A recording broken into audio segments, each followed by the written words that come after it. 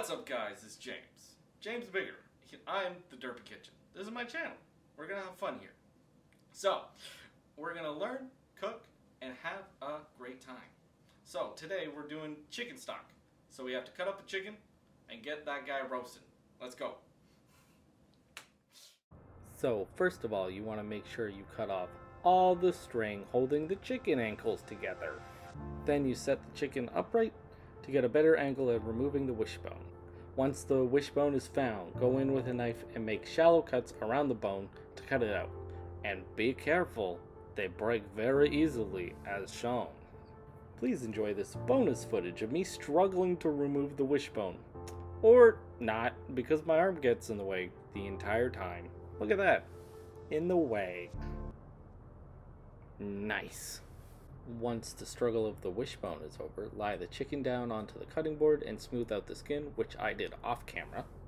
Smoothing the skin basically makes it look nicer, and to make sure there's enough skin covering all the meat bits after cutting, cut the skin closest to the leg so the breast has more skin just in case of shrinkage.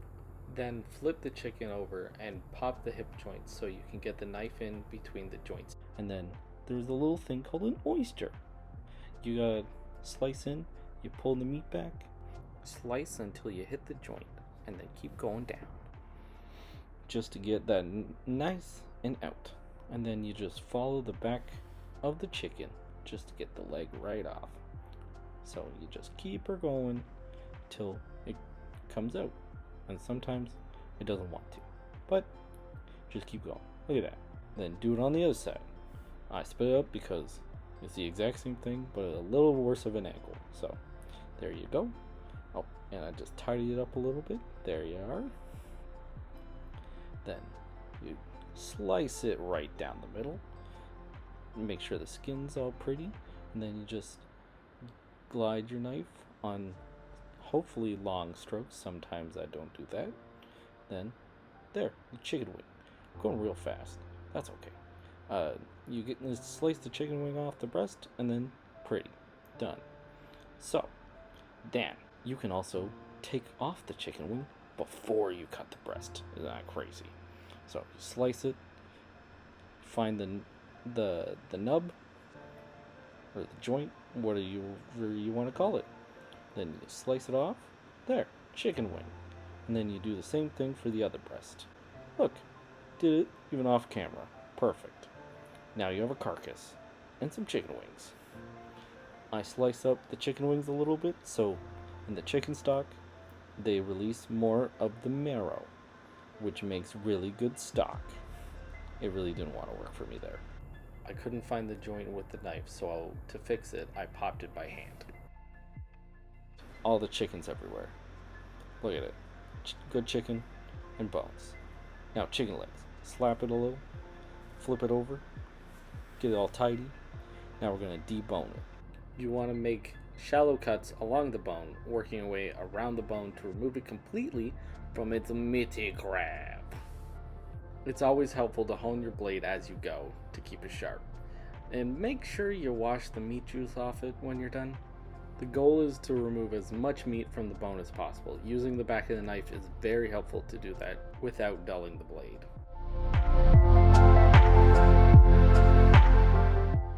Also, you need to go in to check for leftover joint bits and the marrow.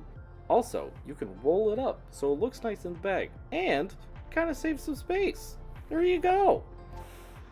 For some reason, I'm real aggressive with it. Okay, onto the chicken stock. So we're gonna roast these bones. So the first step is to empty the bones onto a parchment paper lined baking sheet. Doesn't really matter if it overlaps on the pan or not. And next you want to pour olive oil all over them, and you want the good stuff for that. You can use a neutral flavored oil like canola oil if that's all you have, but I recommend using olive oil. Set the oven to 400 degrees Fahrenheit and leave them in for 45 minutes to an hour, or until they're golden brown and crispy looking. While the bones are roasting and toasting, rough cut some veggies. Nothing fancy though. You want 2 parts onion, 1 part celery, and 1 part carrots. This makes a mirepoix. A mirepoix is a flavoring agent that is used for just about anything from soups, stocks, and to your turkey dinners. When the bones are finished roasting, fill a stock pot or the biggest pot you have with the bones and the veggies, and then top it off with enough water to make them float. Turn on the element to medium or medium-high heat, never letting it come to a boil, so adjust the heat according to your stovetop. You want it at a nice simmer, and while it's simmering, you want to skim off the scum that looks like little bubbles on the surface. You should let it simmer and keep skimming it from anywhere between an hour to 4 hours. You'll know when it's finished when it's reduced by half. Any more and it will be more concentrated and you will have less of it. So when it's done, you can pour it through a fine mesh sieve to separate the stock from the bones and the veggies. Discard the bones and veggies, they have done their job, and transfer the stock into a freezer-safe vessel. Make sure to label the stock, and it's good up to a year when it's frozen. Thanks for watching. Don't forget to like, share, and subscribe. And comment for the suggestions for other videos. And follow me on Instagram at the Derpy Kitchen. See you later. Have a good day. See you in the next video. Bye!